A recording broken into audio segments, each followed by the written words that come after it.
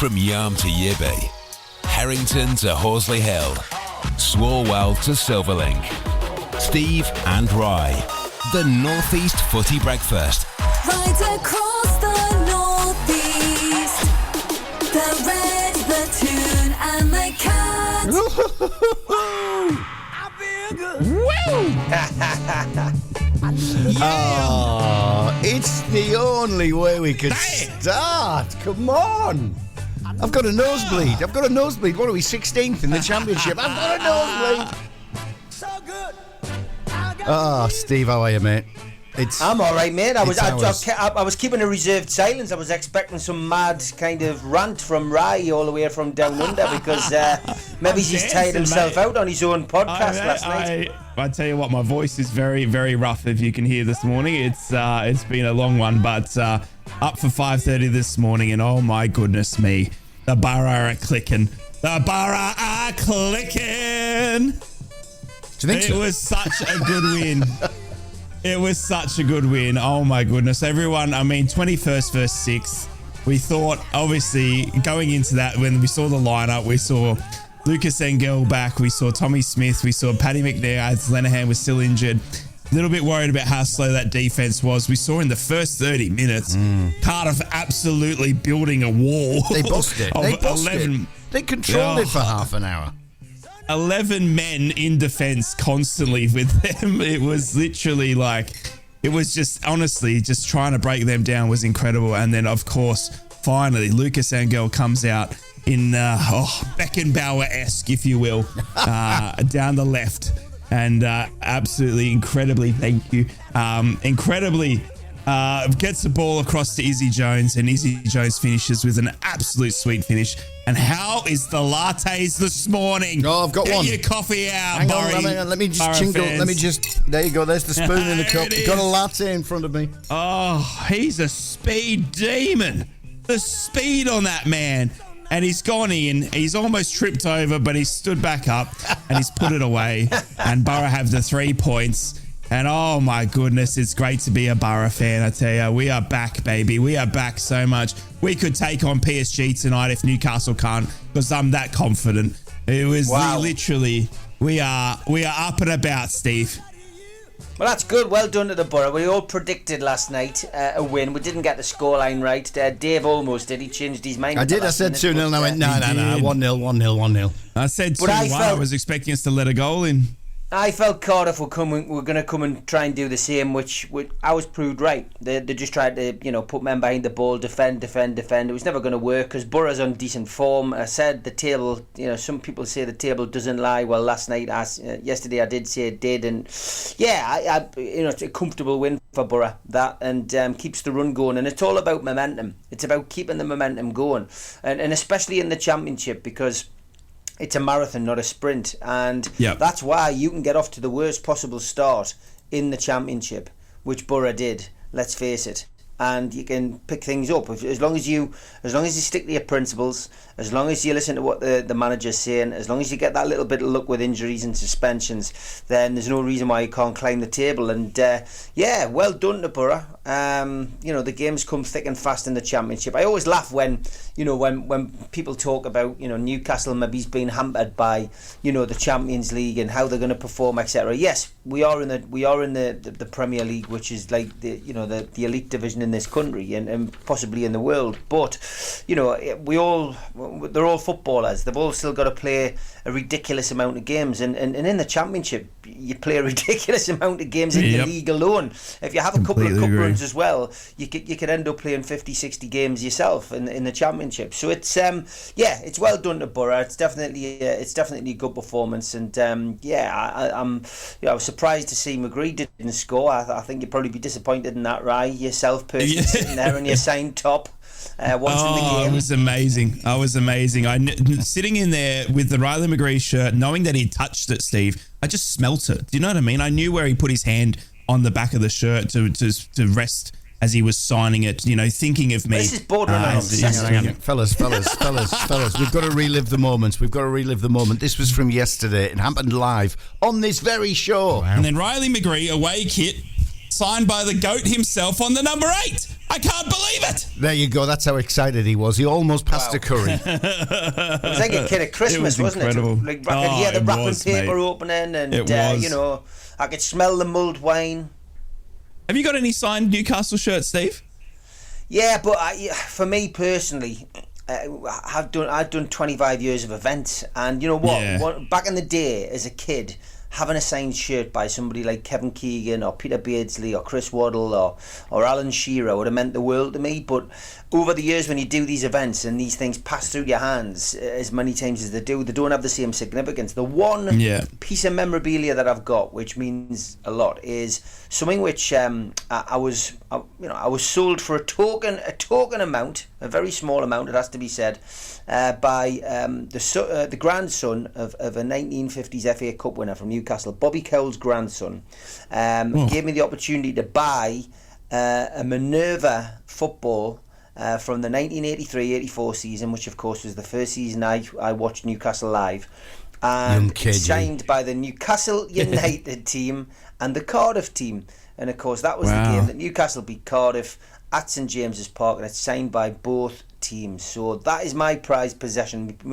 I've got signed shirts. I've got a Shearer shirt. I've got a lot of shirts which have been given to us by ex-players when I used to do security in Newcastle City Centre. But they don't have the same relevance. And I think if I'd had sons, it might have been different, but I had two daughters. Neither of them are interested in football, and you put them off, have you? Well, the missus doesn't like football like that, and I mean, to be honest, that was the reason. That was one of the reasons we got together, because it gives me some free time and gives her some free time. So they're not football fans in my house, so I get the living room to myself. I can go off and do what I want at the match. It's my time, football. It's my time. It's an interesting one that you say there, because I'm very similar. I've been really fortunate, obviously, doing the Boro commentary for Century Radio when we took it on. Then being the Sky Sports North East reporter. It sounds like you're boasting, but it's not. But every day you're spending time with these guys. You're at the training grounds. You're seeing them at games. A lot of the guys from my era when I was actively working have become mates, like Craig Hignett and people like that, Mark Schwarzer. So you don't tend to hold that merch, do you, Steve? It's like, oh, here's a shirt and it's signed and I'll pass that on to somebody, or there's a charity that can have that, or whatever. And my most prized possession, I've got two, and neither of them have got anything to do with Middlesbrough Football Club. It's bizarre. It is bizarre. I've got one which is my family presented me when I refereed that big game in India in front of 110,000. One of the national newspapers took a photograph of the lineup before kickoff.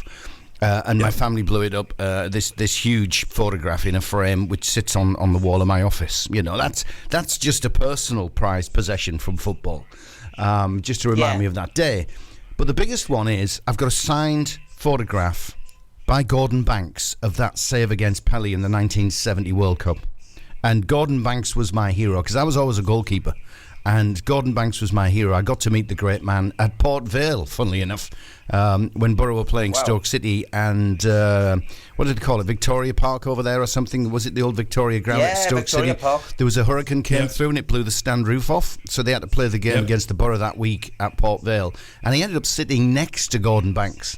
So I met the great man. So that is my prized possession. It's a signed photograph of that infamous save, that very famous save from the 1970 World Cup from Pele, signed by the man himself. And that sits on my wall, and it's not going to ever go anywhere. It's got the certificate of authenticity, all that attached to it. It's not going to go anywhere, ever. I love that. Yeah, I've got a Pele shirt. I've got a World Cup '66 shirt. I've got a shirt signed by the Fairs Cup winning team from '69. I've got a few, and I have got one of those entertainer shirts, which over the course of all the events that I've done, I've managed to get probably 85% of the entertainers' signatures on there so far. So needs completing, I guess. But I've got some nice little bits. But I have over the years donated a few things to charity and stuff. I mean, I used to have an Andy Carroll shirt. He made he obviously started in the number 9 shirt, but his debut was the 39. It was number 39 against Manchester United. So I had that. I used to like quite obscure shirts. And I did a lot of security for Obafemi Martins, and I ended up with about 8 or 9 of his shirts over the years. He used to just constantly give us the number 9 shirt whenever he played in it, which was great. But again, I gave a lot of those away, you know. But you do, you know, and charities make a few quid off them, and it's nice. But if not, what they're going to do, just, you know, stick in your loft. I have also got. I know you've got me mind triggered here. I've got two things from the promotion season under Rafa. One off Rafa. I've got one of the flags that the players held on the pitch. We are going up, champions of the championship. I've got one of those flags, and I've also got from the Chris Hughton era when he got us promoted. I've got the ribbon off the actual trophy. Whoa, the black and white ribbon. That's not bad. Wow. Yeah, so just little some little tokens, and an interesting story of that. Yeah, you love this one, Dave. I got invited by Kevin Nolan to the Diamond Pub in Ponteland. Now, Ponteland's like a more how can I put it? It's a posher part of Newcastle. Ponteland. It's where the footballers tend. It's where the footballers tend to live.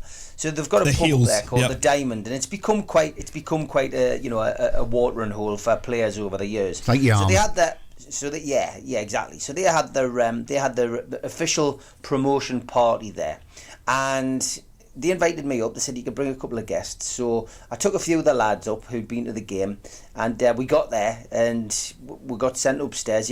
Private party upstairs, and there was a barmaid behind the bar. There was nobody else there. We got there first, so I went to the bar. I said, "Look, I'll get the round, lads." So I got the round in. It cost us about 15 quid for the drinks. And then about 10 minutes later, Kevin Nolan walks in with the trophy. All the lads come in, all the players, and then Mike Ashley comes in and Derek Lambias. Now that's not the story. The story is that Mike Ashley then puts his card behind the bar, and the rest of the night the drinks were free. So I missed out on I missed out on all the. I was the only person who bought a round that night. But my mates decided during the night, when we had the opportunity to have a photograph of the trophy, they unscrewed the top of the championship trophy. And they wrote our names on a bit of paper. So my name, and the other 3 lads who we were with, and they put them inside of the top of the championship trophy and then screwed it back up. So it'll be interesting when Boro win the championship trophy this year, lads. Yes, exactly. We'll have to go and unscrew it to see if our names are still in there. We'll get the top off. Yeah. We shall infiltrate the Riverside trophy cabinet one evening, dressed in all black with balaclavas on, mate, to unscrew the top of the trophy to see if Steve Wraith's name's still in there. Classic. I dare say it would be. And when you bear in mind, knowing a few other things in there. When you bear in mind, Cardiff came to the Stade de Loom, parked the bus, and Sunderland couldn't break them down, and Cardiff won 1-0. They did the same at the Riverside last night. Yep. And the Boro broke 100%. them down 2-0. Thank you very much. Could have been 3 at the end if we'd have taken another chance. And Sunderland sit in 4th spot. There's only one way we're going to finish. There is only one way we're going to finish, right? Does that make sense, my mate? It was so good. Yeah. Yes, it does. Yeah. It was, and you know what even made it better was the tears from the Cardiff manager. And I say it lightly. What a baby. He was so upset. About the referees, I don't want to say anything. I will report to the EFL or wherever I have to report, so they will read it. Because for me, the first goal was a clear offside. The referee sees something different. Yeah. I don't want to make excuses. Oh, we have injuries. We've travelled a lot. Oh, he was full of it, wasn't he? Well, I've got to be honest. When that goal went in, even my son noticed the linesman's indecision on the far side. He went to raise his flag, then stopped, then looked, then stared, and then just ran to the halfway line, which is great news for us. But it must have been tight. But of course, a head coach, a manager in the dugout at ground level, looking across the field at the sharp angle, is perfectly positioned to judge an offside. Not. Oh, he's in not. the perfect. Managers are the best linesmen in the country. I swear, because they always know what's happened. But best linesman, best fourth incredible. official, best referees. Of course they are. What a win! He whinged about everything. even Steve Wraith's best mate, Jurgen Klopp, can get the audio from the referees now. Do you know what I mean? Like, that's We've how got it. much. We've got it, fellas. We've got it. We really? Yeah. Oh, my We're going to play it goodness. this morning. We're going to go through it this morning. Wow. Just like the X-Files. How's that? Forensically, we're going to go through it. Imagine being a referee knowing that the audio that you say during a game is going to get back to the club or back to the manager now. There's a few bleeps. I tell ya. There's a few bleeps Just in there. mic them up. There's Just mic them up then. You know what I mean? Like, Yeah. Yeah, I mean that's the what big a talking performance. point. That's the big talking point of this morning, really. That There is, VAR this- decision, and it's just going to run and run and run and run at the moment because we've spoken about VAR on here many times, and Burn it at the stake. I've said it should be paused, until they get this sorted out. And this particular incident seems to be the straw that's finally brought the camel's back.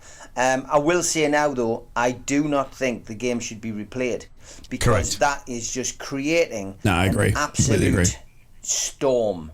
Because how many other clubs will then turn round and say, "Well, what about my game? Yeah.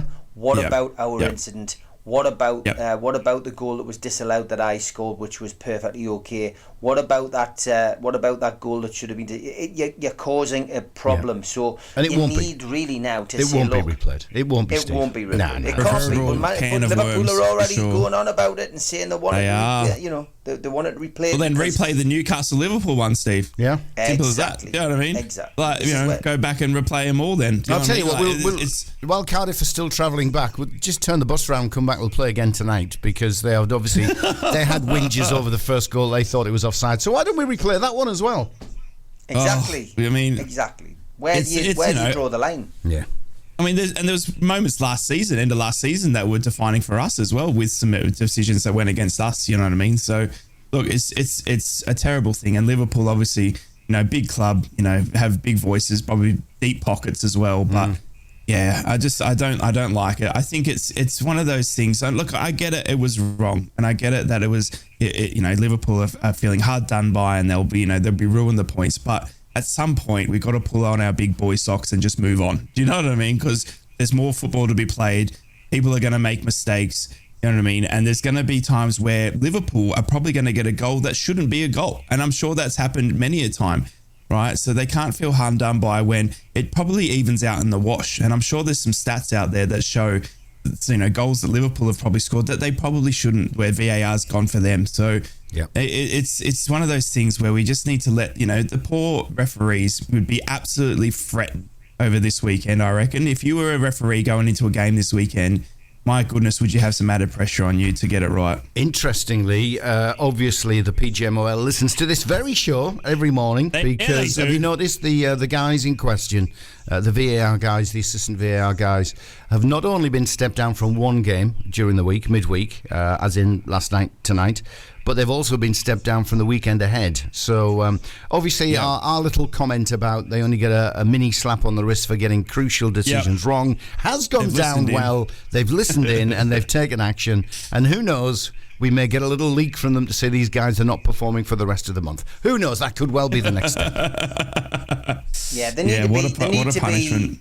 There needs to be something done with regards to this because this isn't just something that's happened in this game. This has gone on since VAR was launched in this country, and it's a farce. It's a farce. It hasn't even been rolled out across all competitions. Which if you're going to have a rule, you don't have it for one competition and not for the next. And Exactly. Correct. I just think that it's been badly planned, badly thought out, and again we keep saying it, but if it can work in other sports, then there is a way that it can work in football, but it should have been looked at and addressed. And people say, well, how do you do that?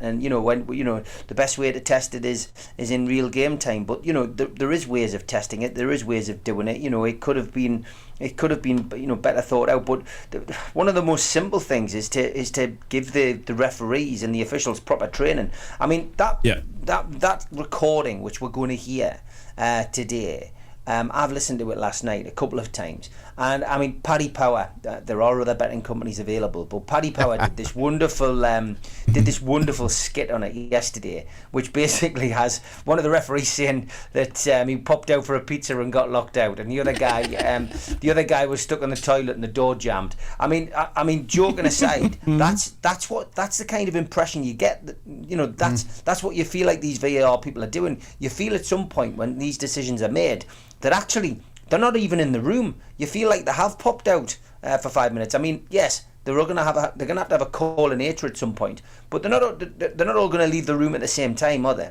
No. And I just think it's the people, and we've all said this. It's the people who are controlling VAR. The technology is fine, but it's the people who are controlling it, and they're either not up to scratch, and they're not doing the job properly, or they don't know what they're doing, or they're taking their eye off the ball. I don't know what's going on, but it's happening.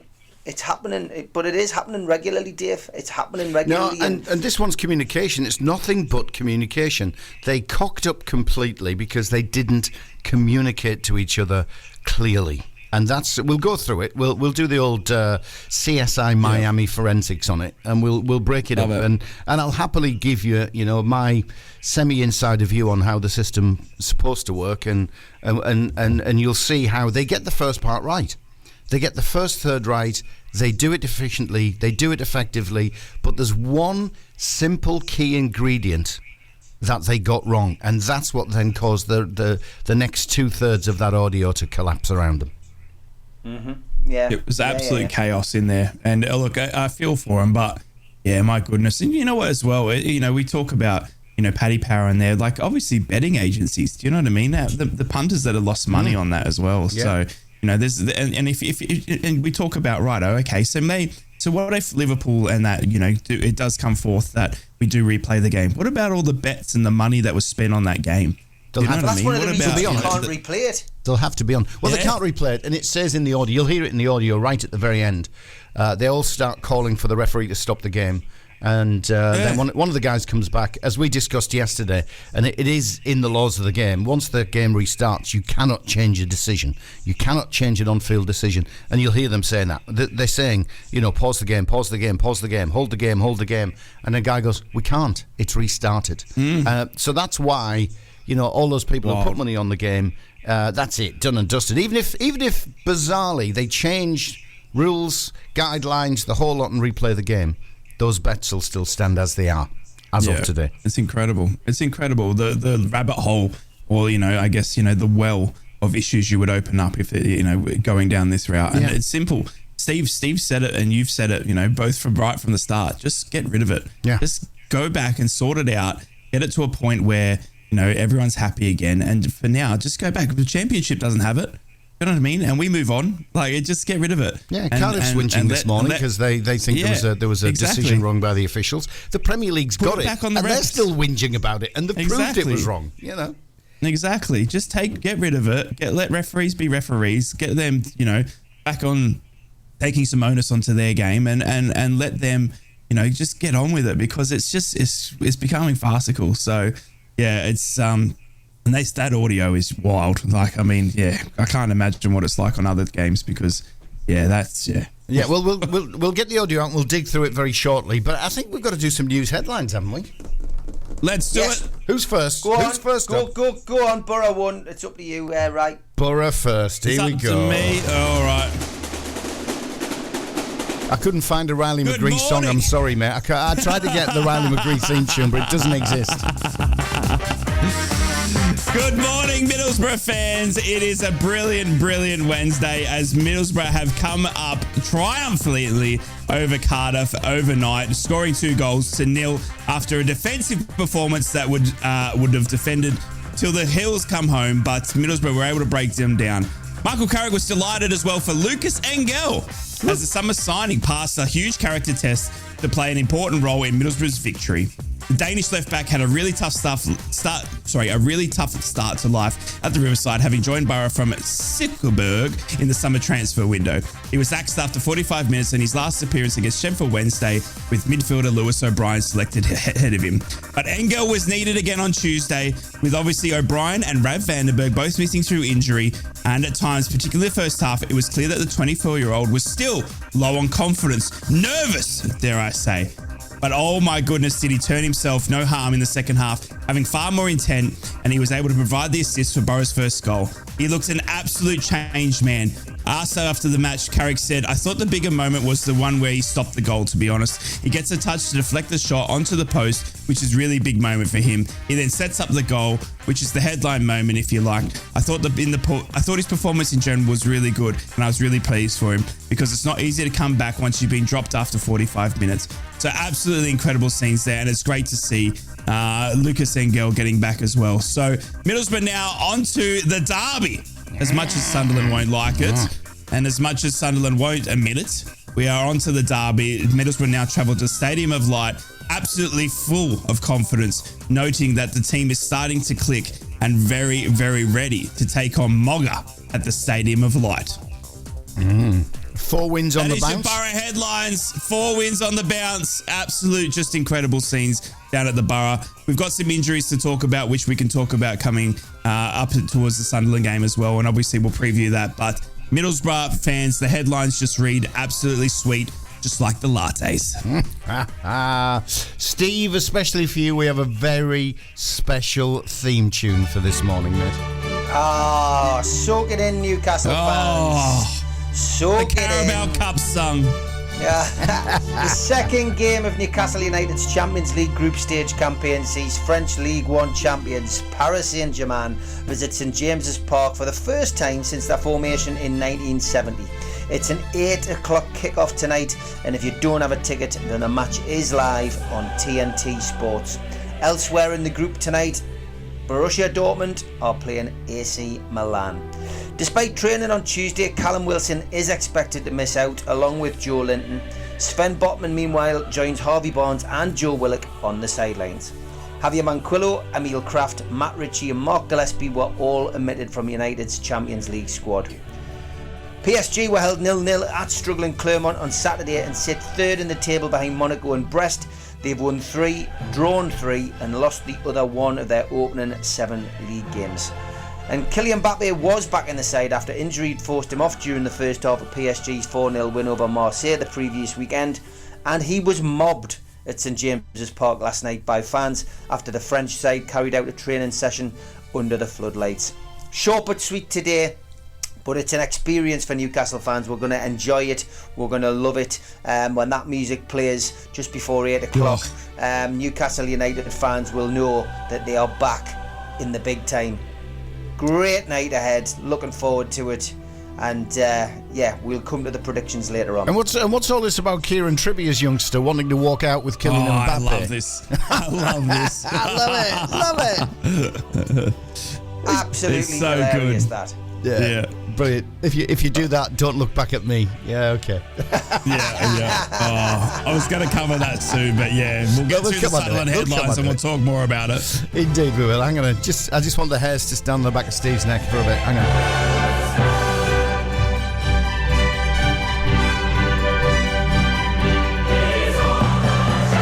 Is it working, Steve? Are the hairs standing up on the back of the neck? It's the only hairs I've got. It is great.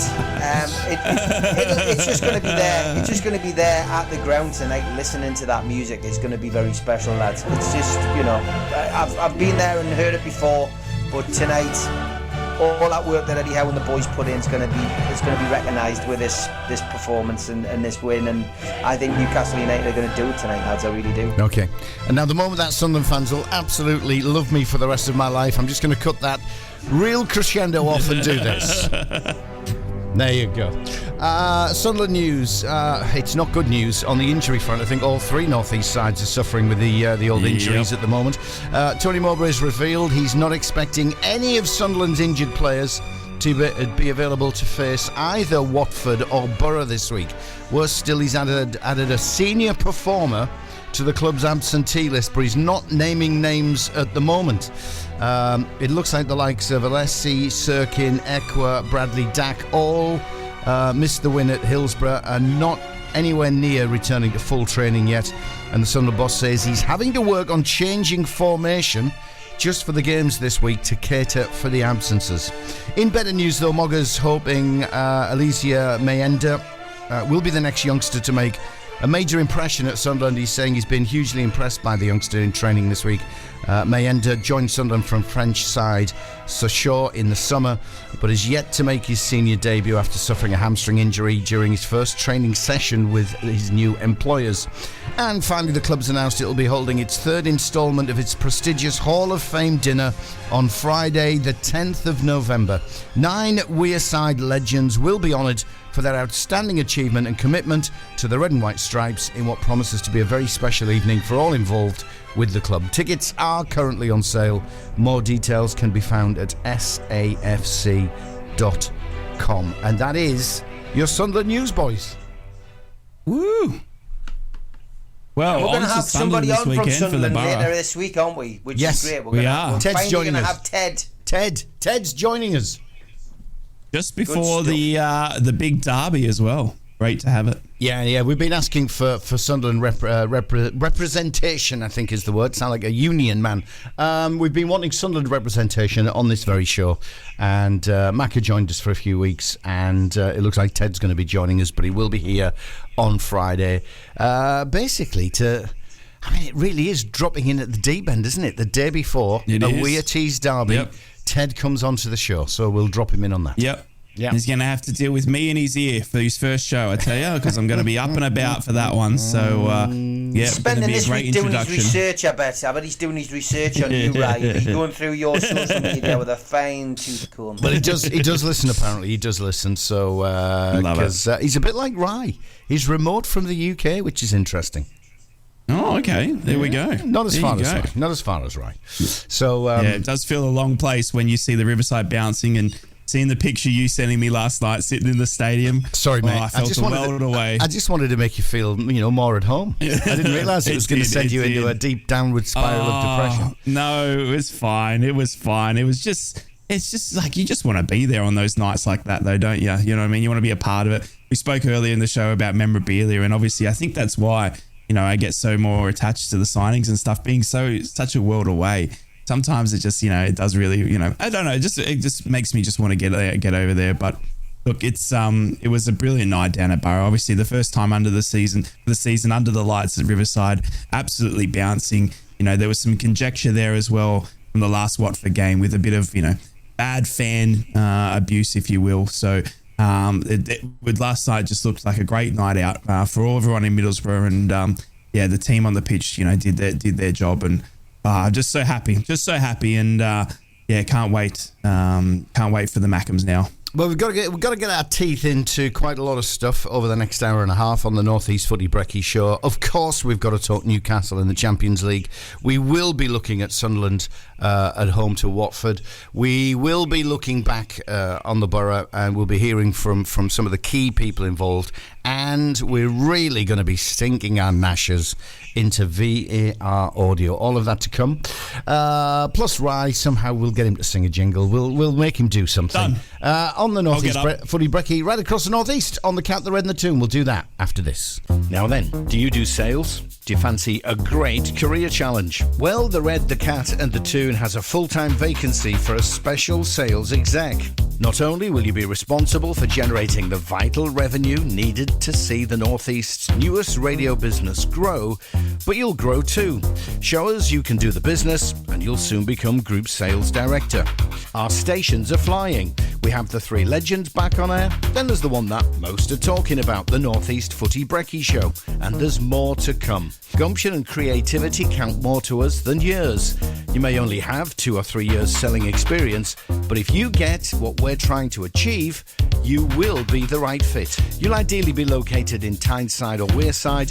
This will be a hybrid working role. It's a full-time basic plus commission position. So come on, think you have what it takes? Then give us a shout. Email any of the 3 stations. That's hello@thetoonuk.com, hello@thecatuk.com, or hello@thereduk.com. Steve and Rye, the Northeast Footy Breakfast. The Cat, the Toon and the Red. Oh, here we go. Yes, we weren't supposed to press a button there, but we pressed it. Fellas, I'll hand it over to you. I'm carried away on those fumes of success. Oh, what a result it was for Boro. We'll talk about that more after 8 o'clock. Good morning, Northeast footy fans. I hope you're all fantastic, safe and well. We have got so much to talk about. It feels like 2 hours is never enough when Steve and I get going. We've got Champions League tonight with Newcastle inviting PSG. And I wanted to talk about that with you, Steve. One of the best stories I've seen in a long time was Kieran Trippier. Kieran Trippier's son wants to walk out with Mbappe. and Kieran has turned to his son and said, if he does, don't even look back at your dad. What a moment for Kieran Trippier to have your son saying that he'd rather walk out with Mbappe. It just shows the signs and the level that Mbappe sort of, as you invite him to St. James tonight.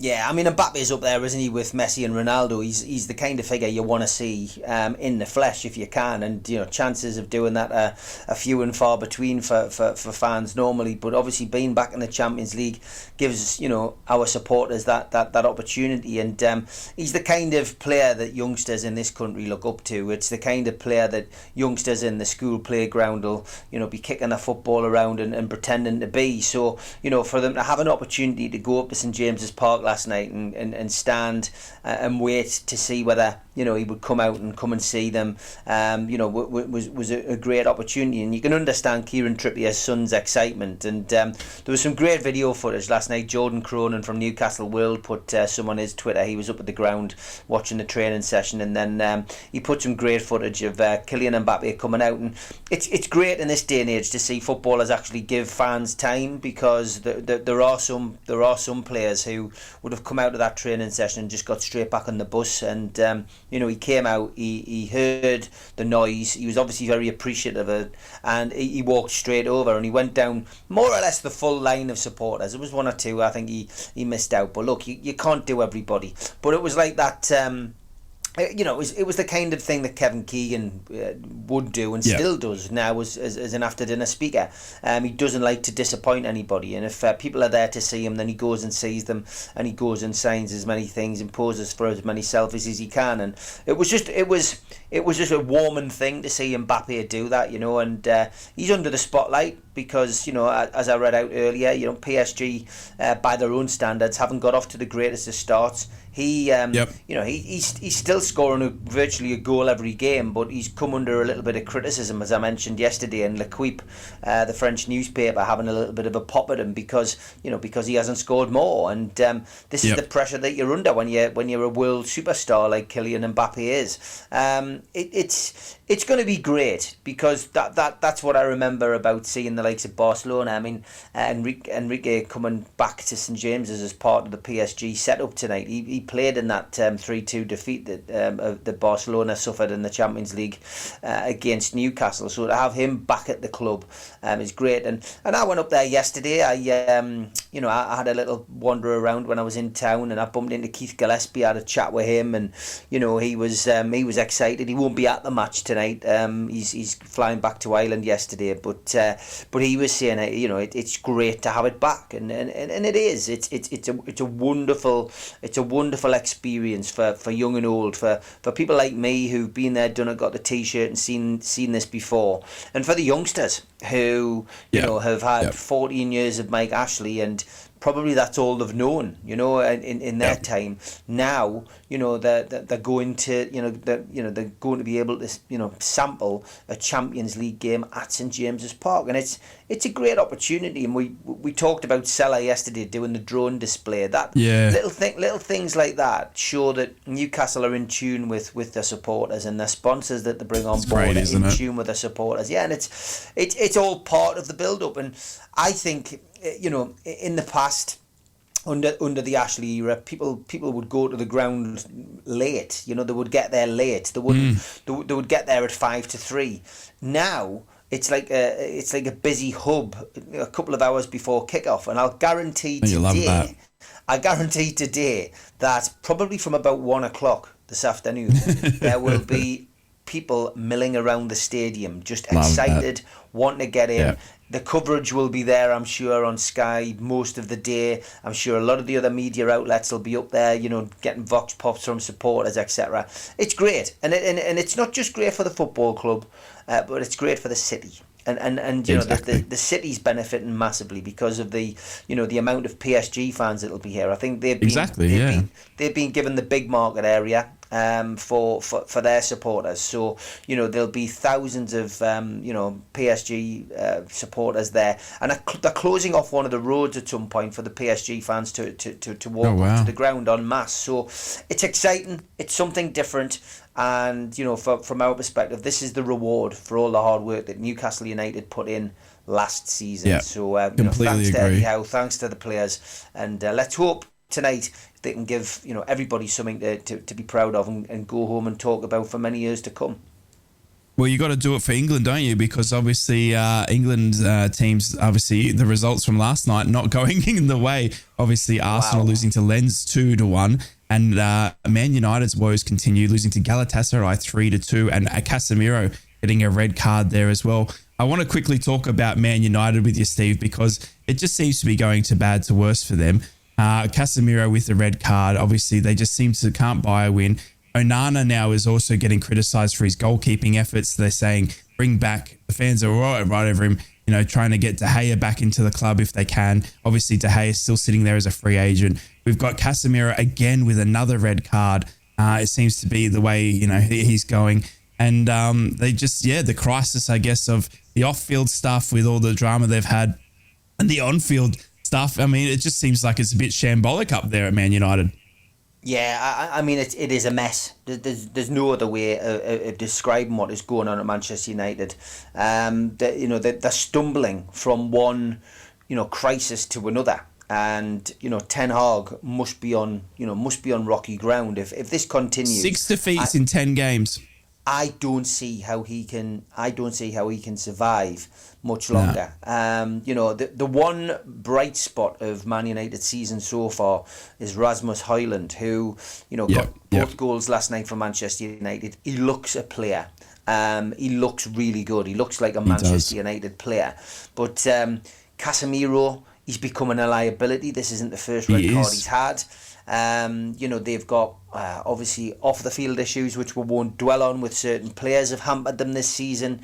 You know, obviously we've got the Sancho issue, which, you know, the story that was coming out yesterday, again another leaked story, was that he's been speaking to you know, a German club and potentially could move in January. So that means that, okay, he's closed the Sancho story down. They're still in dispute. Sancho is not going to apologise. He's not going to play him. But now, you know, now we've got agents trying to get him a move to Germany. So the story keeps rumbling on. So that's going on in the background, and it's just becoming a problem. Then you know, next week they'll be back on about the potential of the owner selling the club again. It's unstable. Stability is the key. If you've got stability at the top, it works its way down throughout the club. And Manchester United just don't have that at the moment, and I'm just hoping it continues up until the 1st of November when we play them in the Carabao Cup. Hopefully that'll be the game. Hopefully that'll be the game that finishes Ten Hag off, because if there's one team Newcastle United owe something to, it's them for beating us in the Carabao Cup final last year, for beating us to the Premier League in the 90s. I would love it. Just love it if we could stick one over Manchester United this season. And it is still the only club in Premier League history, that Newcastle United have never finished above. At the moment, we're above them in the league.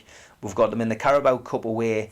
If we, you know, I really would be over the moon if we can do something, you know, against them this season and finally beat that league hoodoo. I think they're not doing well. Arsenal's results surprised me. I've got to be honest. They got off to a great start. Gabriel Jesus scored in the 14th minute, but then a goal from Adrian Thomason, you know, basically pulled Lens level, and then it was. just disappointing. I think the big blow for Arsenal is one of their key performers over the last couple of years, and certainly the key performer this season, Bukayo Saka. He's gone off injured. Now that's a huge blow to Arsenal. Yeah. It's a huge blow. Yeah, didn't look good at all. And you know, it came out the blue because Arsenal were unbeaten in their previous 11 games. So you know that is just come with a, you know, just out of the blue. And of course, you look at the fixture list, they've got a huge clash in 5 days' time. They play Manchester City this Sunday live on Sky Sports. So you know that's a huge blow for Arsenal. That's a huge blow for Arsenal. Could be the start of a bad week for them. Yeah, and for England as well, obviously Saka as well. Obviously, we've got international football coming up very soon where actually England take on the best team in the world in Australia. So, so it's going to be interesting there. So, Saka going off injured in that game. It's reported that it's a muscular problem, but not looking good. But another big talking point from that game for me as well was David Raya. David Raya is obviously keeping out Aaron Ramsdale. Aaron Ramsdale, the number one choice for England at the moment, not getting a game at Arsenal after Raya's signing in the summer. And Raya has had an absolute howler. And if you get on the social medias, get on your locals, you'll see the howler. But he's had an absolute mare in goals, says David Raya, and just calls again from the Arsenal fans that Aaron Ramsdale should be their number one. So interesting times there. But crazy Champions League results overnight. Not getting an England team a lot of stories about planes and delays. I mean, if you remember Eddie Howe, you know, there was talk about him being potentially fined, you know, for that delay getting to Milan. You know, Tyndall didn't want the training session at the ground and all of that. But you know, then we heard Pep Guardiola yesterday in his press conference saying that they were going to be delayed because of bad weather. They were told the powers that be said they couldn't fly out there. And then Arsenal last night, you know, basically saying that because they were delayed arriving in Lens on Monday night with their flight, I think they were delayed by about 5 hours. That affected them too. So it seems like a lot of the clubs have got issues. They've got issues with transportation getting there. You know. Yeah, no, it does seem to be a bit of a talking point at the moment. We saw down in the Championship, Plymouth, Argyle, obviously. Quite a far trip for most of their fans, but they had a 680-mile round trip on the weekend, and unfortunately their coach broke down twice. So, and they needed 4 different coaches and 7 drivers to get home for the Plymouth fans. And the Plymouth chairman and managers have both come out and said, you know, they'll do something special for the group of fans who did not get back from their trip to Hull. Until mid-morning on Sundays, because obviously, there was just travel around around England and for the game seems to be a big talking point. And and we saw it with Eddie Howe, didn't we? And obviously there was potentially fines and all that sort of stuff. But there's nothing you can do. I mean, when you Pep Guardiola, is getting upset for getting put on a bus after getting beaten by Newcastle United as well. It's like I liken it to the referees. It's just it's one of those things, you know what I mean? It's as a non-footballer community, we've got to travel as well. We've got to get to our jobs and get around the country for whatever it may be. And if there's a train strike or there's planes can't fly, then we've got to find another way. And it's the same for footballers and that. But it is pretty crazy to see when you've got managers start blaming it on travel.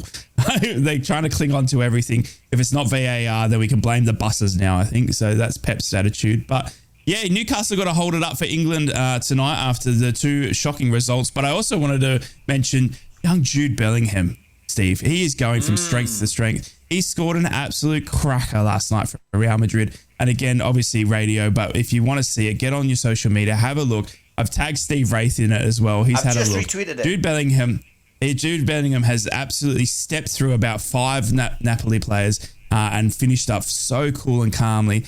Is Jude Bellingham the next biggest England talent since David Beckham? Yeah, I've said that on the show before that he's the next Gaza.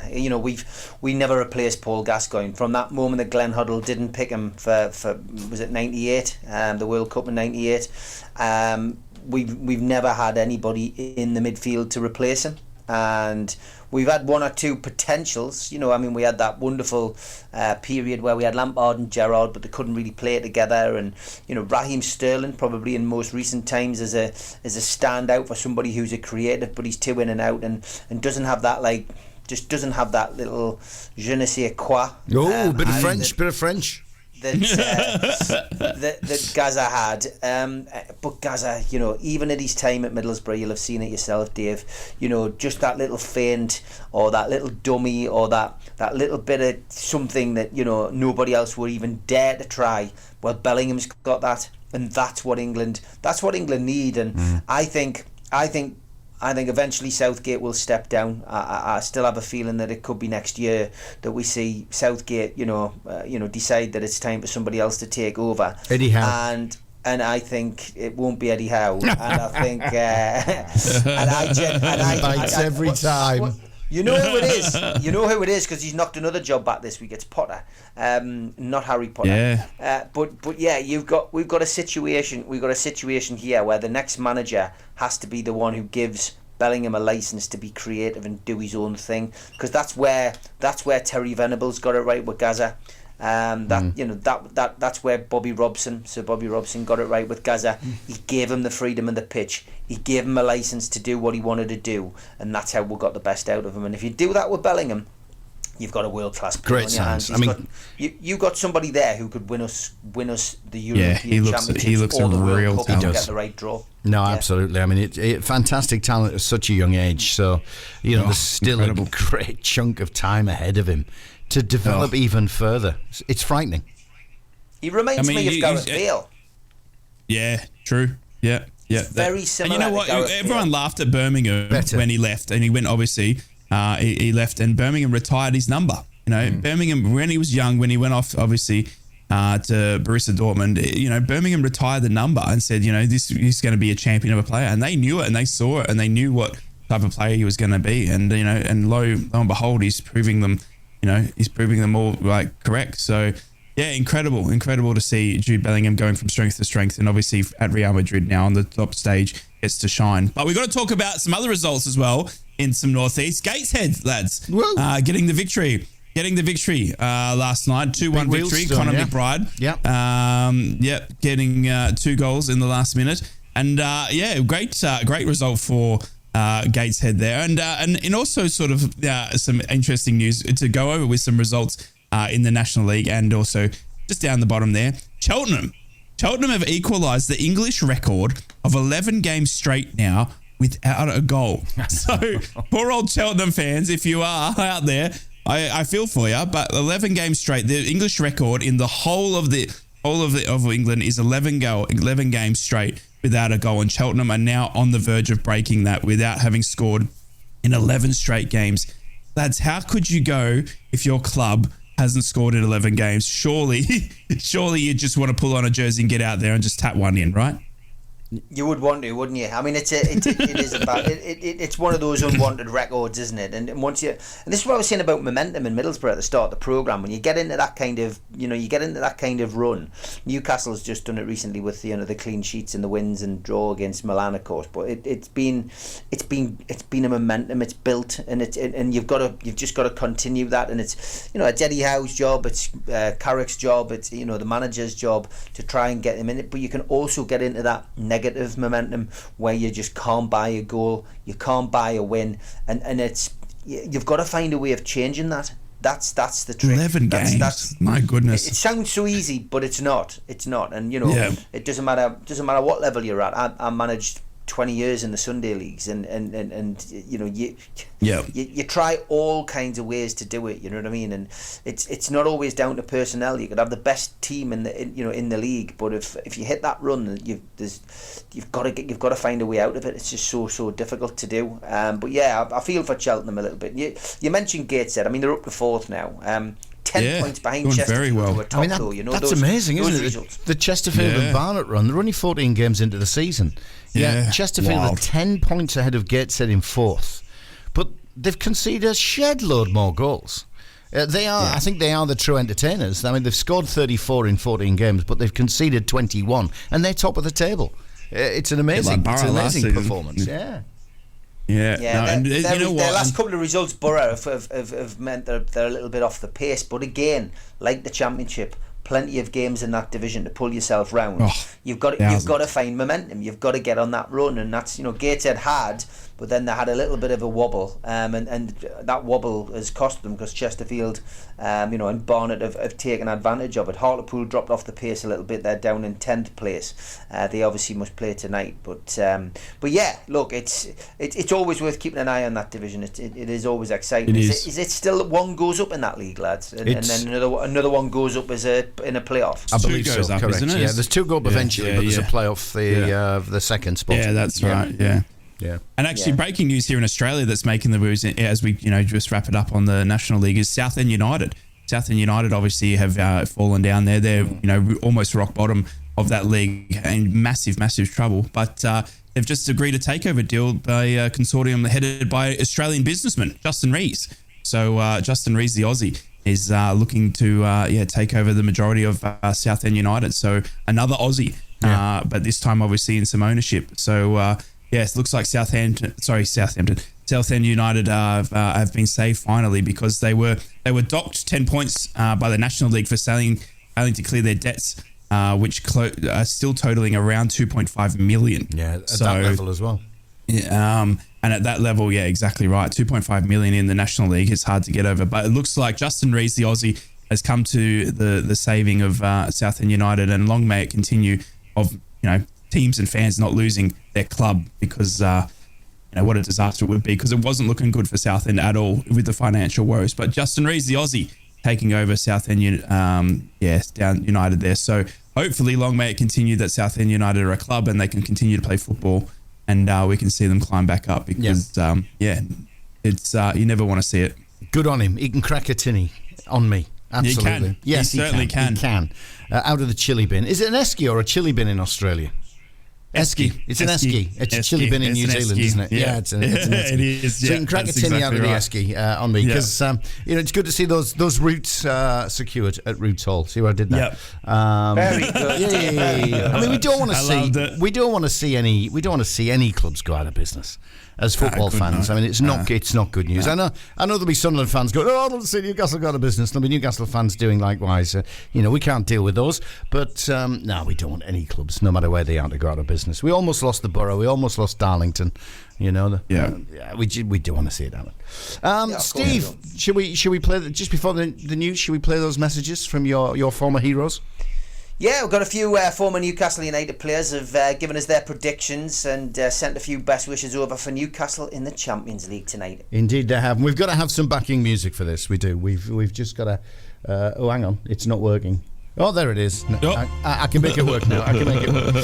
So, sorted out by Steve. See if you can spot who they are, which is pretty easy because they give their names in these as well. But here's the messages. This is Mirandinho here from Brazil. I'd like to send this video for all the lads from Newcastle. I hope today Newcastle United have a very good game against PSG.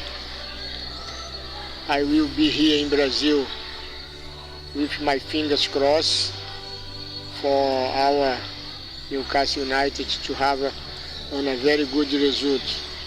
Really looking forward to it. Hopefully I can get a television where I can watch the match. But looking at the game, I think obviously Paris Saint-Germain usually the top of the league every year out there, and I've looked at the tables, they're in 5th or 6th now, so it's a great opportunity for Newcastle to play them. I think they're in a bit of a turmoil as a club, so I think, as I say, with Eddie Howe and the form that they've picked up, not at the best start, but the form that they're showing them at the moment, I think they'll be strong enough to beat Paris Saint-Germain. So I'm predicting, Super Steve, and all you Super Geordie people, that Newcastle will win 2-0 from Jacko.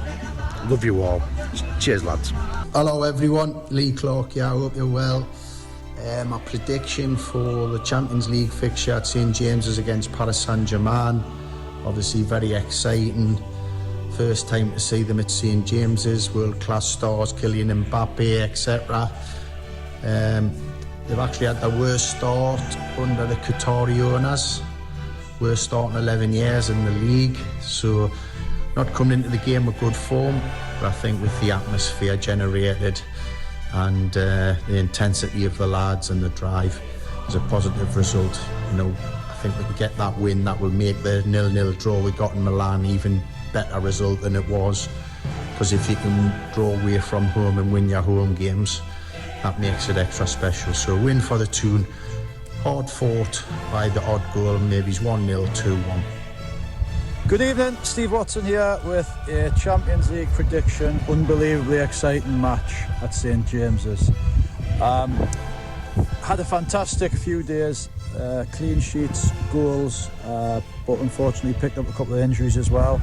I'm going to go for a 2-1 win. Come on the Toon. It's great to have Champions League football back. There you go. There you go. So who did you have there, Steve? You had Watto.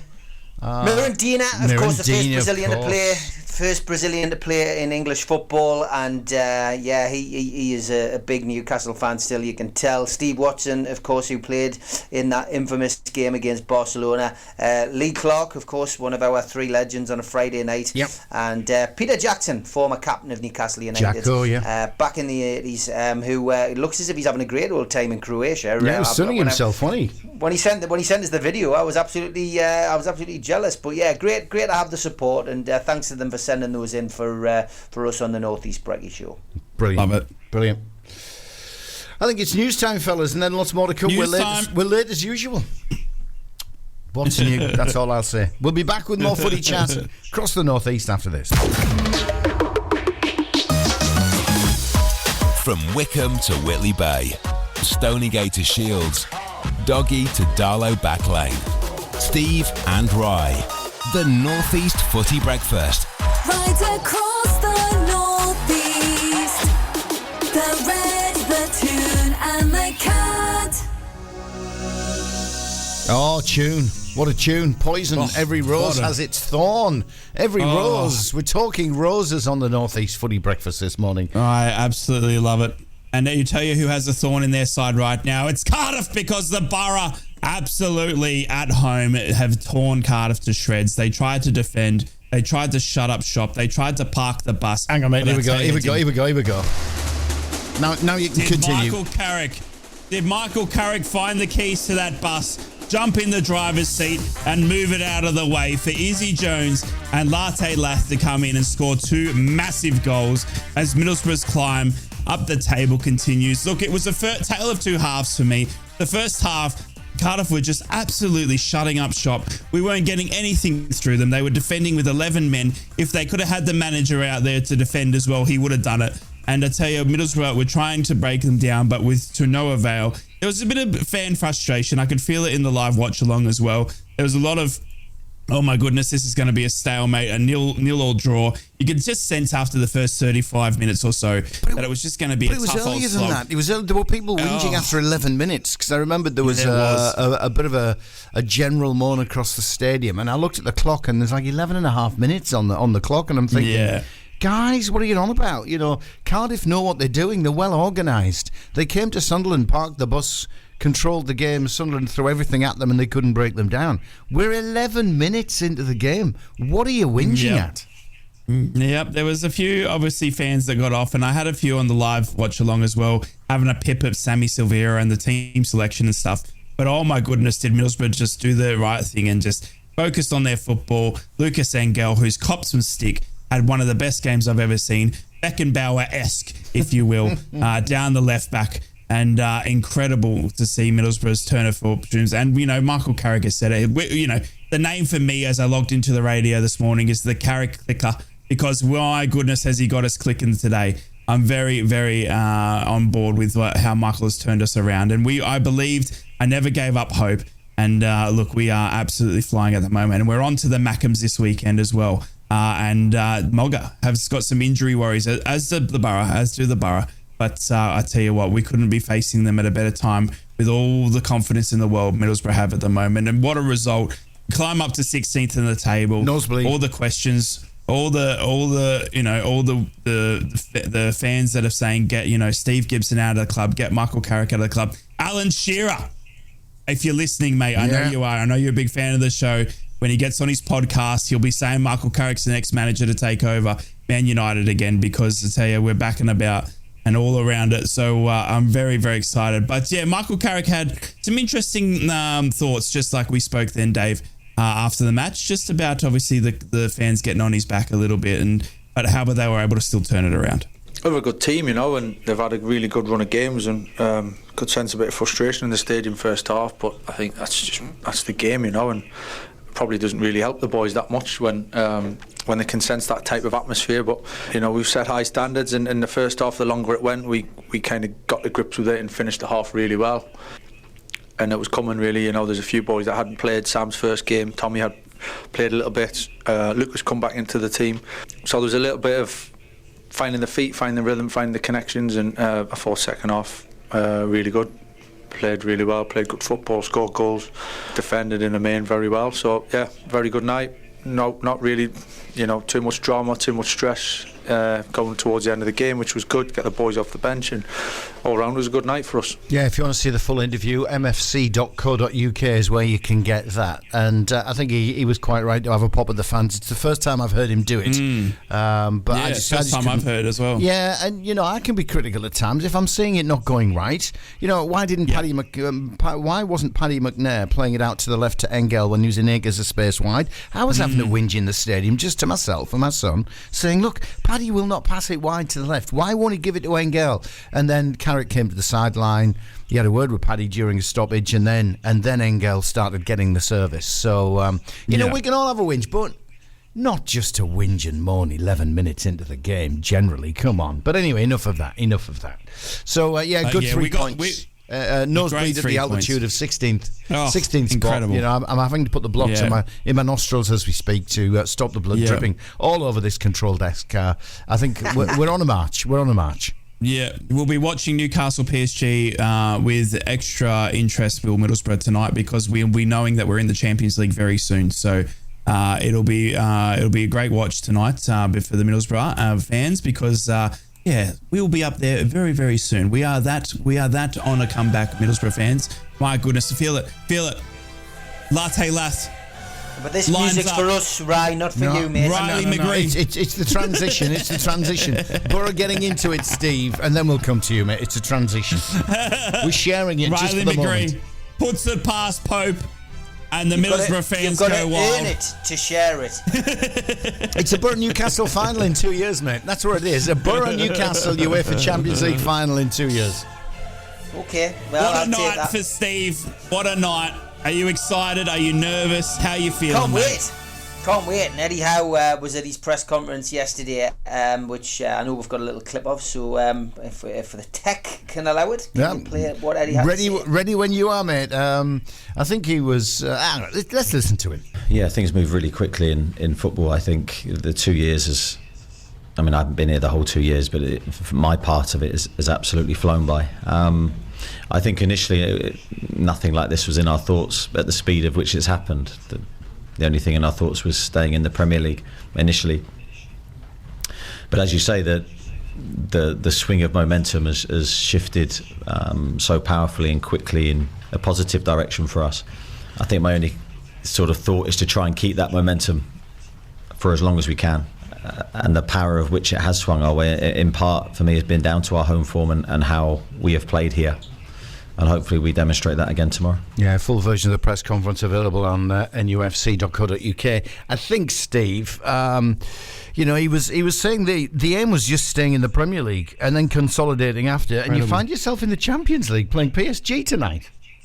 Yeah, Luke Edwards asked the question and just said, it's 2 years to the day almost since Newcastle United's takeover went through, and from your perspective, are you surprised at how quickly you've arrived, at this particular, situation, being in the Champions League, playing at home against PSG?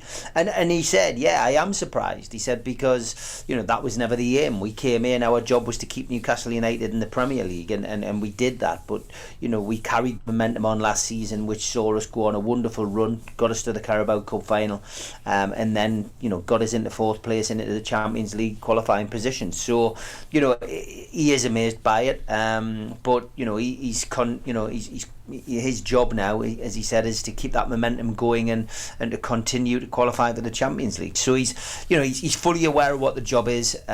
He is surprised at where he finds himself, but because he's working with this group of players and this group of players are doing what he asks them to do, he's not surprised in that way, shape or form. But the press conference was interesting yesterday. I review them all for NUFC Matters. I always do a review. The press conferences are usually around about the 35-minute mark. Usually have the written media, and you have the TV and radio guys there, and they all have a couple of questions each. But yesterday, with it being Champions League, it is slightly different. You have the French press there yesterday, so you have to have a translator. And really, they started with Keith Downey from Sky Sports, who asked a question. That question then has to be read out in French. Then Eddie Howe answers the question, and then the question has to be translated by the French translator. So it was 15 minutes long. We didn't get a great deal out of it. The only little gems that we got were the injury situation. Now, after the game against Burnley, Eddie Howe had said that we're probably going to be without Callum Wilson and Joe Linton until the international break. So of course we've got West Ham away, then we've got a break. But we were all, I think, slightly shocked to hear that Callum Wilson and Joe Linton had both been training, and both were, at one point under consideration for the PSG game.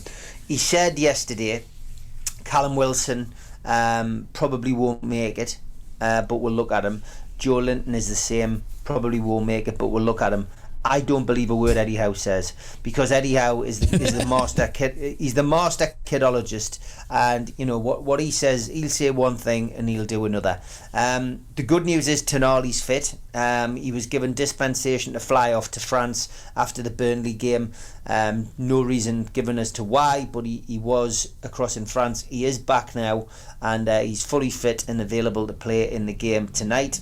And obviously long-term injuries to Willock and Emil Kraft and Harvey Barnes, we all know about. Kraft, although he's on the recovery, this game comes too soon for him. Anthony Gordon is available. I've seen a few posts, people thinking he couldn't play tonight. Well, he can. It's the West Ham game at the weekend that he's unavailable for after notching up his 5th yellow card against Burnley. So yeah, he was asked about the occasion. Is he going to be, how's he going to feel when the Champions League music plays tonight? He said he's already had an experience of it. Of course, we had the game in the San Siro against Milan. He said, and we had fans there. He said, but it will be slightly different tonight. He said it will be slightly different because it's at home, and the Newcastle United supporters at home getting the opportunity to witness one of the world's best teams face Newcastle. So he was saying that what goes through his mind when the music is playing is there anything else he can do to help his team before the game kicks off? And he's fully focused on the job in hand. That just shows you what Eddie Howe is all about. He's not really thinking about the occasion. He's thinking about his players, and that really is good to hear. He also made a point about home form, not once but twice, and how important the crowd is. Standard fare for a manager. We've heard Carrick there, having a little dig at Boro fans, because it does affect players, and when you're building confidence and you're building momentum, you all need to be in synergy. You need to be together. You might think this is your criticism's probably getting the message across to Carrick, but ultimately it doesn't help the team. It can make players nervous. They can make a mistake and you can concede a goal. So what Eddie Howe's tried to create at Newcastle is this feeling of unity, and so far so good. He's managed to do it. So he knows how important that 12th man is going to be tonight. So as usual in his press conference, he praised it. We know what the fans bring. They bring passion. They bring emotion, etc. And that prompted one of the French journalists who had the final question last night to ask, is there a sense that you could possibly, is there a possibility that Newcastle could become too emotional with that kind of support and take their eye off the ball? He said PSG like to find space behind teams. They like to play in space, and maybe that's something that PSG can do, if Newcastle do start to play the occasion rather than the game, and he just said, I would like to think not. We are certainly going to do our best and work hard in our units, and we won't be playing the occasion. We've found the balance this season to do that. And he also highlighted the Burnley game. He said we did very well at the weekend. He said we played a possession game, which I was extremely happy about. And he was also asked about Mbappe, because obviously he's the star man, isn't he? He's the star man at PSG, as we've already alluded to on the show earlier. He's one of the best players in football, and he said to him, he was asked if he would go man to man, would he man mark Mbappe, and he said certainly not. That's not in our thoughts. We work hard as a team. It's not down to one person to nullify another. We work hard as a team, and if we keep to our ethos, the rest will take care of itself. So it was only a 15-minute press conference, but we did learn bits and bobs from it, and it's an exciting night, lads. It really, really is. Can't wait for it to come round, and can't wait for the Champions League music, and to see Trips lead the lads out onto St James's Park for what should be a momentous occasion. 11 hours, without his son. 37 minutes and 20 seconds. And Trippier without his son. You're right. Yeah. Oh no, what a night it's going to be, and obviously can't wait to see Champions League football back in the Northeast. And that's the best thing about it. I know, obviously, we have our own clubs and that, but just, this is what you want to see in Northeast football as a town, as a city. The biggest teams coming and versing our clubs, and us on the world stage, and Newcastle have the chance to do that tonight. We just won, the world's arguably one of the world's best players in Mbappe gracing the pitch, and PSG are full of big name players. They're a massive club. So going to be a great night to watch. But we'll have to come over back to it tomorrow. I know, and after a big result. And dissect it with Steve Wraith, we will. But we do have to talk about Sunderland and Watford as well, because they're playing tonight. And that's the interesting one, isn't it? The Mackems and the Mags, both at home, playing on the same night. Exactly. Yeah. Champions League football, and then you've got just down the road, you've got obviously Sunderland taking on Watford as well, Middlesbrough's ex-opponents. And there's a couple of interesting stories here developing for you Sunderland fans that I've taken note of. One is the new deal that Watford manager Ishmael Miller has signed midweek. Well, that was an absolute shock to me, because Watford, known for their club statements, known for their sacking of managers like they changed their underpants, come out, put a club statement out, and it was actually to say that Ishmael Miller signed a new deal. So it was incredible little trickery there from Watford. But Ishmael Miller, who was only on a short-term deal, has now signed long-term deal with Watford, so he's sticking around after. And you know what? Watford are 21st in the league. Yeah, he's sacked in 21st in the league. So it's incredible to see a manager signing a new long-term deal when they're 21st in the league. I don't think you've ever seen that. But Sunderland will be going full of confidence, hoping to take down Watford tonight. Watford, obviously, what we saw on the weekend, Dave, aren't the best, but they do have some counter-attacking, some prowess up there. But their defence is obviously... We've got some big questions, but Sunderland will be looking to get the job. But Sunderland have got some big injury concerns, and there's one big unknown from Sunderland, as Mogga keeps his candies and his players close to his chest, because he said that there's a key player that's out and suffered an injury, and Sunderland's injury is starting to mount up.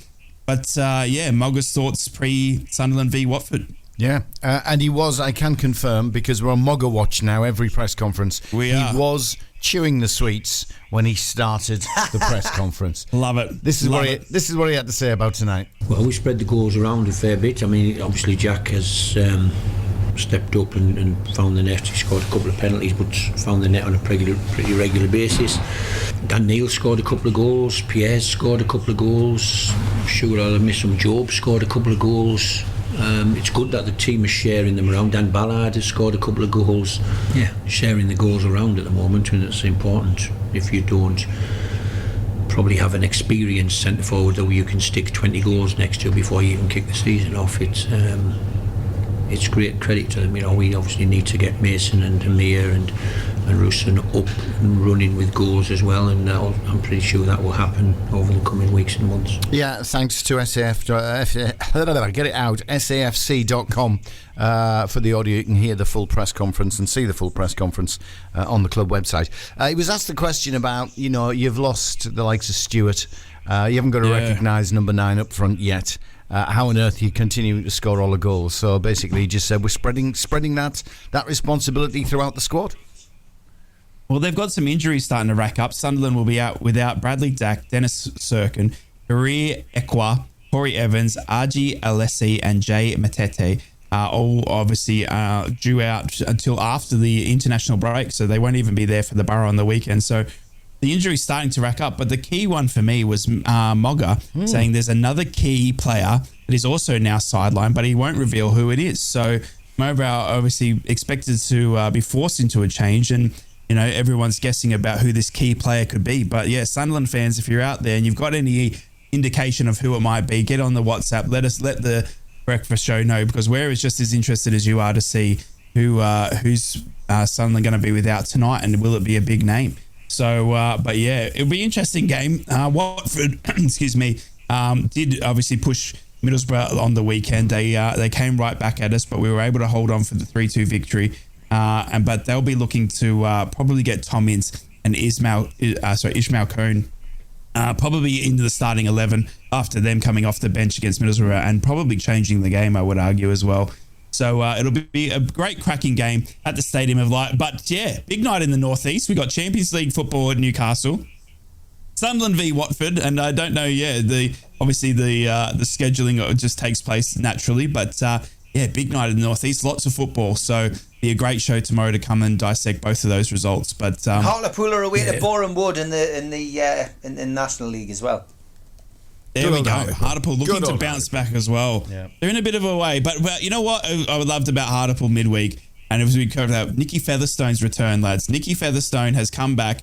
He left the club in the summer. He was looking for more, higher league football. Was Nicky Featherstone. Obviously, a very, very well-known lad down at Hartlepool is Nicky Featherstone. And he's come back on a short-term deal. Obviously, Hartlepool absolutely smashed with injuries at the moment.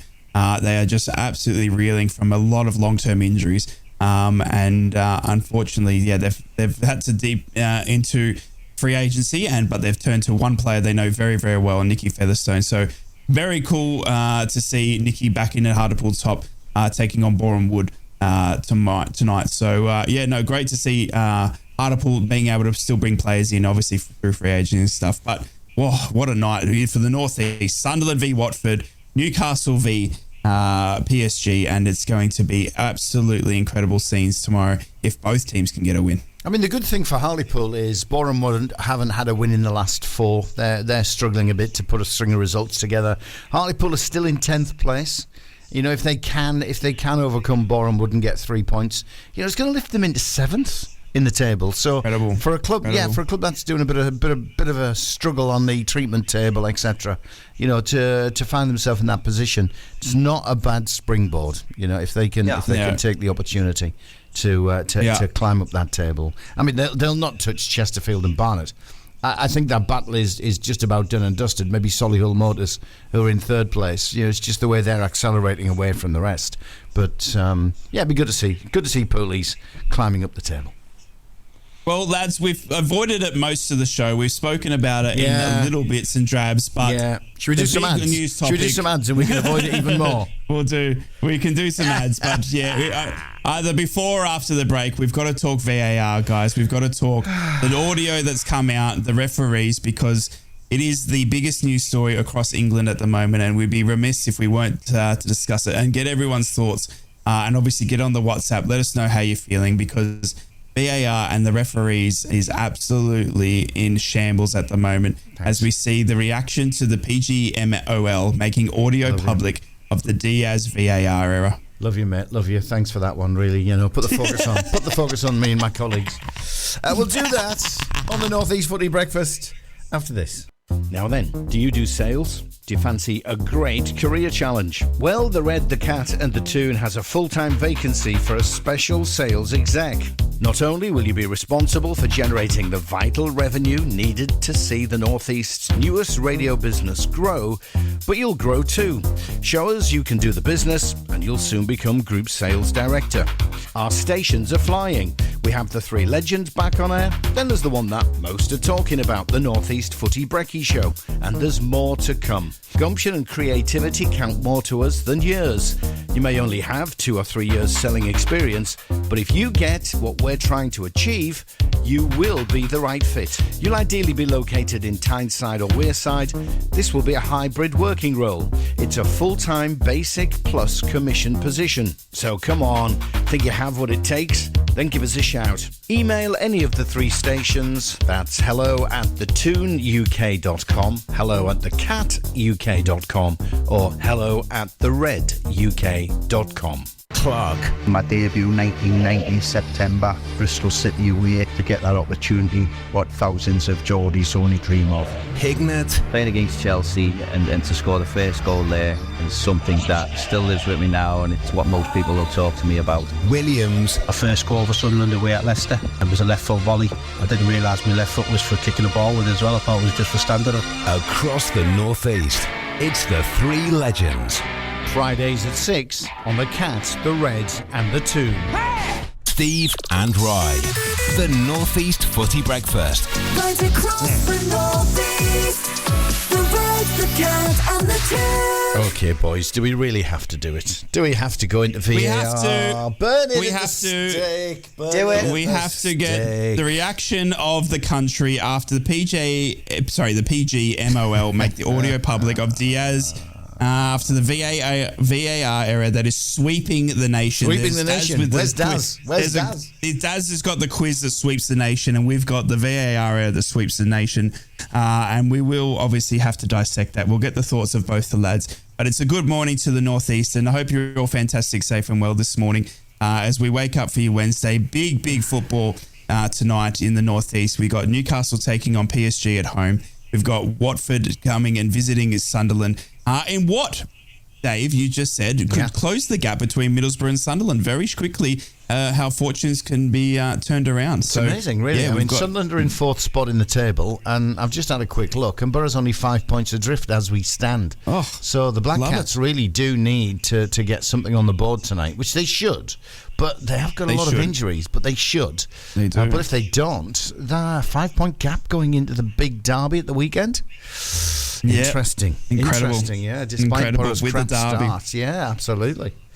But anyway, and if you've just joined us as you're getting ready for work on your Wednesday morning, we've spoken a lot this morning about Champions League football. We've gone over the results. We've spoken about the results to Arsenal and Man United last night as well. Lots of talk this morning of that Ten Hag is probably on his last legs as Manchester United. Yeah, you've got to go. And we saw an absolute mess with Galatasaray fans, Steve. I tagged you in Twitter there as well, with Galatasaray fans absolutely just spreading around the stadium in what shouldn't happen. Incredible just to see there. And Newcastle holding the England flag tonight, trying to get the win for Newcastle over PSG and for England because unfortunately Arsenal and Man United couldn't get it done. But let's get into it. The PGMOL audio has been made public of the Diaz. Oh my God, my words. There's a from Diaz VAR era, and it's incredible scenes, lads. It's incredible to see audio being released, and what chaos it sounded like it was. As a person, let's take it back to outside of football. If you're working in a job and something's gone wrong, and then all of a sudden a week later their audio comes out of said error, is that fair? Is that a bit rough? Would you be thinking, oh my goodness, is that just what we come to expect? And should the refs just be mic'd up constantly then? If we're going to start revealing audio of what's happening in the VAR rooms, what's happening with the referees, what they're saying to each other, should we not just mic them up then? And what are your thoughts after to hearing the audio? When I heard it, I was absolutely dumbfounded. Yeah, I mean, to be honest, that audio is very damning, and we've discussed it earlier on the show about about it, and about the decision. And I think we've all agreed. We need now to start looking at this and saying, right, look, enough is enough. Let's pause VAR. Let's get things right. Let's get the right people in control of it. Let's get everybody back to the drawing board, and let's get people reading the rule books as well, because I think a lot of this is down to the fact that half of them haven't got a clue what on earth is going on. They don't know what the rules are, and that's damning in itself, because these are supposed to be the top people in our game. Well, if they're not getting decisions right, like a simple offside, and that was a simple offside, lads, If they're not getting that right, then there are serious problems with these people being in charge of our game. So for me, I think you should play the footage, Dave. It just gives people an idea of what we're talking about here. I think to be fair, they did get the decision right. That's the unique situation about this one. What they didn't get right was the communication between themselves. So a bunch of guys sitting around TV monitors at Stockley Park, just outside of Heathrow Airport, are looking at screens, trying to confirm what they thought was the decision, which was actually completely 180 degrees out of phase with the decision that was made on the field. Yeah. That was the problem. And I've split the audio into two halves here, just short of two halves, because everything is right, and it gives you a great insight to how VAR works. Everything is right in the first clip. And that first clip is the referee's following play. He sees two players tangle. He sees both of them holding each other, so he's not going to give a free kick. He then sees the ball played through. There's a question of offside, and then the guys get into the VAR action, which is, let's find the right frame that tells us when the ball was played, because that's when you judge offside. Then at that point, let's have a look at all the camera angles to get the best camera angle to draw the lines on the pitch to see whether the player's onside or offside. So all that is perfect, and that's what you're going to hear in this first clip. Here we go. Oh, good. Both holding. Both holding. Yeah. Leave it though. Waiting, delaying. Yes. Give it. Coming back for the offside, mate. Just checking the offside, delay. Give me kick point. Let's go. Yep. Kick point, Yeah, please. no worries, mate. So here we are. Vicky. Wait, okay. Just get a tight angle. Yeah, give me 2D line ready after as well for frame 2 after that. That's fine. Frame 2 there. Perfect. I've got the time on this. I clocked 2D line on left boot. Yep. Well, let me just switch angle. Is. I think it might be this angle better. Happy with this angle? Yeah. Good eyes, you, Dom, yep. 2D line on the boot. 2D line on the boot. Yep. Okay. Wait, no, wait. So 2D line on the boot. I'll zoom check in. complete. Check complete. It's fine. Perfect. Yeah. Off. Thank you, mate. So there you go. That's the first chunk of the audio. Now, everything in there is 100% perfectly correct. The process, everything. So, the challenge of the players, you can hear the referee blowing, actually. It's quite interesting to hear the audio from the referee on the field. And, the referee's actually talking through the game as it's developing. Right at the very start, he's saying, both of them holding. You can see both players holding each other's shirt, so he's not going to give a decision. Right the way through to, let's question the offside. So that's where he left the guys in the stand. What was not said in any of that 45 seconds of audio, while the game was happening, then the game was stopped, then they checked for offside. What wasn't said was what decision had been given at the stadium. Yeah. They didn't say the linesman's got his flag up for offside. We are giving an offside. We are ruling out the goal, guys. Can you take a look? None of that was said. So the referee's thinking, flag's gone up, I've blown the whistle. He actually says offside. That's all he says, one word. He doesn't say, I've given. He doesn't say, is it? So the guys at Stockley Park have had to make an assumption that they can't see the linesman's flag go up because it's not on TV cameras. So all they can see is the referee blowing his whistle, and they've seen the goal go in, and the referee blow his whistle and say, check for offside. They don't know what the referee's given. And that's what VAR is all about. VAR is all about looking for obvious errors. That's the easiest way to describe it. But they don't know what decision has just been given on the pitch. And now this is the second half of the audio when I think that the final words on that clip we've just played was something like offside, great, or something like that. It was something like, clear decision, great. So the referee's taken that as correct decision on the field. What the guys meant to say was, great, it's clear. He's not offside. But nobody communicated that. Now, you're going to hear some bleeps here because, the language starts flowing in the audio and they've had to bleep it out. Now you'll hear where somebody spots, and it was one of the assistant spots, that they've restarted play with a free kick for offside. And that's the only point in time where the guys at Stockley Park realised they'd got it wrong. Yep. They thought the goal had been awarded. They were checking to make sure it wasn't offside. They were clear in their decisions and everything that they did in the build-up to it, that it wasn't offside, and they assumed the goal had been given, and that was good. You'll now hear them when they suddenly realise there's an issue. Wait. The on-field decision was offside. Are you happy with this? Yeah. Are you happy with this? Offside decision, goal. Yeah. That's what it does. What? On-field decision was offside. Are you happy with this image? Yeah, it's onside. The image we gave you is onside. Left back. He's gone offside. Delay. Ollie's saying to delay. Red throw. Pardon?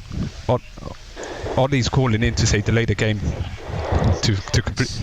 The decision is offside. Can't do anything. Ollie's saying to delay. Ollie? Yeah. Delay the game. Stop the game. They've restarted the game. From on the field. Yeah, they've restarted. Yeah. Can't do anything. No. I can't do anything. So there you go. So the first half, quite clear. Process worked. Everything was spot on. Yeah. They did their jobs 100% correctly. What was missing was that vital piece of information to say, decision on the field is offside. Look at it, guys. Then they would have known what they were looking at. So there's a complete cock-up with their communication from the guys on the field to the guys in the VAR room. Yeah. You know what's crazy for me as well? In cricket, right? For instance, I'm a big cricket fan. For every review, the third umpire goes through a standard process, right? For an LBW, you have front foot check, snicko, we have involvement of the bat, pitching outside leg, impact in line, wickets hitting. There's absolutely no room for mistake in cricket, right? And even with all this, the umpire's call or close decisions then become controversial still. But VAR in that match was just shambolic because there's zero defined process for me. The VAR referee didn't even know what the original on-field decision was. He remembered or was reminded that the on-field decision was the opposite of his assumption after he's already made the decision. Yeah. It's just schoolboy errors. Yeah, I just get rid of it. It's a communication. You're right. I mean, that's the first time I've listened to it in its entirety, and I feel a bit sorry for them, to be honest, because it is the communication that's letting them down. But you can hear the panic in their voice at the end there when they realise. So it's almost a complacency, Dave. It's a complacency on their behalf. It's lack of communication. Yeah. But almost like they have took their eye off the ball because it hasn't computed with any of them about what the on-field decision was. So it's almost like they've got a little bit too cocky. They've almost said, well, actually the technology takes care of this. It's human error. I mean, that's what it boils down to. 100% human error, and all it would take to get that spot on, and we wouldn't be having this conversation, and it's going to roll on because Liverpool are saying they're looking at what options they have to take more action.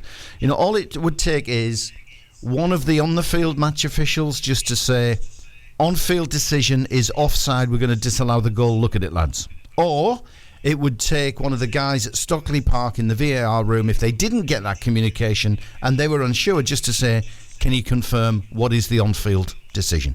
That's all it would take, and it never happened. Yeah. No. It's honestly just so wild. And, you know, look, I feel for Darren England, obviously, because it's a mistake. He's a great match official. He's a World Cup match official. You know what I mean? Yeah.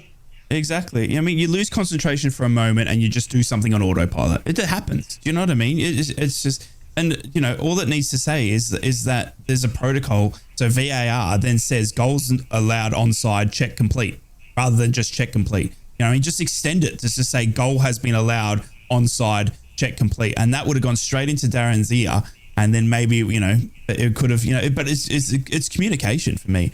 And we need to get rid of it. While we got, you know, moments like this happening, as I said earlier in the show, we don't have it in the championship. You know, it's all on the referee. We see mistakes made, yes, but we just move on because there's nothing we can do. It's just football then. Do you know what I mean? It's referees doing their job, linesmen doing their jobs. There's no backup. There's no safety net for them. You know what I mean? Because the safety net now has got holes in it. And they're falling through it. So, it's and while your safety net's got holes in it, you can't use it. So we've got to get rid of it because it's just making, you know, the great game farcical. You know, we've got, you know, moments like this coming down into Australia. You know what I mean? And Premier League's not massive here. Obviously, you know, we got your Man Uniteds and all that sort of stuff when you watch it here. But when you see moments like this dominating the headlines, you know, it just makes Australians that are neutral on it laugh because, you know, we don't have that here in Australia. We don't have, issues with VAR or anything like that. It just doesn't happen. So when, the Premier League, the biggest league in the world for football, every player wants to be part of it. Every referee wants to manage it. Every manager wants to be, in charge of a big club in Premier League. We cannot have simple issues of communication or VAR letting down massive games like this. And, it's probably costing people, upwards of so much money in terms of, how they want to, games lost, positions on tables, all that sort of stuff. And, and then you look at like Newcastle Liverpool. We got Steve Wraith sitting there after that Newcastle Liverpool game. Absolutely ropeable. Do you know what I mean? And then Liverpool are on the back end of it, and now they want the audio and they want to change it. It's like, it just creates so much unnecessary drama, unnecessary questions, and it just look, we need something from the PGMOL in terms of what they're going to do and how they're going to handle it and how they're going to rectify so it never happens again. I think 2 points from me. One, we should still burn it at the stake. Let's have it at the halfway line in the centre circle at half time. Bit of pre-second half entertainment by burning VAR at the stake, because I think it's killing the game. It's taking the emotion out of the most cherished, highly emotional part of football, which is when a goal is scored. Because you start celebrating and then you think, oh, it might be ruled out yet. And then you spend 60 seconds looking at it, and then the referee blows his whistle, points to the centre circle, and by that point you've lost the urge to really celebrate. So, burn it at the stake. But if we've got to keep it, and the most positive thing and the pleasing thing from my side, even as a former professional game match official, is to hear PGMOL say we're going to clarify process and procedure. So you will now see what happens in cricket. There will be a step-by-step communication put in place that has to happen, and it will be a formal communication which will state on every occasion what the on-field decision is, so at least we can avoid this debacle that we've seen in this game. Yeah, completely agree. Yeah, and I think it needs to happen sooner rather than later, because at the moment we've got these referees getting stood down for games. They've got, they're getting, ridiculed. They're probably out in public. Everyone knows who they are now, and it's just for all the wrong reasons. And we want young referees, the young Dave Roberts of society, to want to come and I love be that. a referee. Can we just put a full stop at the end of Roberts? Young Dave Roberts. I'd like that. I'll keep that for a while, fellas. We want them to, we see the Sunday League refs and that. We want them to want to be, referees. We've got a referee shortage across the league. Across the world. And we don't want across the world, and we don't want them to be turned away. And this sort of stuff turns them off. I mean, if I'm a young kid, 16, 17 years old, watching that, I'm like, why would I want to be a referee when I haven't got the backing up of VAR? When I've seen all these boys getting stood down, when I've seen the ridicule they're getting from the fans, the safety measures of how passionate these fans can get against referees. Why would I want to do that and put myself through that, my future family, anything like that? So yeah, it's incredible to see, and I just really hope that we can, as a league and as a footballing culture, get it right, because it's something that just needs to be stamped out, and then in years to come we can go, remember when we used to do this? Because we cannot be in this same place in 12 we can't. In 24 months that's time. what they need to do. They need to make the decision now, and this Liverpool Spurs mistake is the one that if we're going to do it, it's going to happen now, and that's the bottom line, lads. If it's going to happen, it's got to happen now, because we can't continue on this merry-go-round of mistakes. And they haven't been as severe as this one, but this point, like we were speaking off air before we came on, this is like the Liverpool game, lads, against Newcastle at Anfield, where Isak's goal was chalked off because his shadow was offside. Ludicrous decision. Newcastle United rightly annoyed about that, but it all boils back down to what we were saying before VAR, which is it all balances out over the course of a season. And we shouldn't be saying that when we've brought VAR in, because there's millions of pounds being spent on this technology and it's failing because of human error. So that's what we need to address. We need to address the situation with VAR now. And sorry, Liverpool fans, but you're not going to have the opportunity to have the game replayed, because if you do that, then you're starting something which will It's never end. Massive can of worms. Well, it's the boy with the finger. It's the boy with the finger in his dam story. In the dam story. He plugs it. He plugs the water coming through with one finger, and then there's another one bursts here, because you'll have multitudes of people coming forward saying, well, what about me? What about me? What about me? And it doesn't matter whether it's at the top of the table and you're chasing the league, or if you're at the bottom of the table trying to stay up. Those decisions are massively, massively important. You've got to get them right. And like we say, we don't know, what the outcome of that game would have been. Had that goal stood, that game could have gone in a completely different direction. It's all ifs and buts, but at the same time, it's got to be right, lads. It's got to be right. There's millions of pounds at stake, and people's seasons at stake, and it's the fans who get affected by this as well. Yeah. There's one more view we need to take. We got VAR in the Champions League as well. You know what I mean? Imagine tonight's, and I hate to burst it or anything, but imagine tonight's game, Newcastle PSG, one of the biggest games in our Northeast football history, being decided or ruined by a VAR. You know what I mean? Yeah. Well, it could be. Yeah, let's hope it isn't. Morning, guys. It's Daz. Morning, Daz. Are we all right? Good, mate. Are we all right? Did you see last night, mate? I did. I was there. Lattes, Izzy Jones, mate. Are we all right? We're more than all right, mate. I've been nude down the street all day. Okay, that's too much information, but I've been up and about, mate. It's been a great day. Been up since about 5 a.m. I'm ready for bed, but oh my goodness, did lattes taste the sweet this morning? I just wanted to just sort of add something to the VAR thing.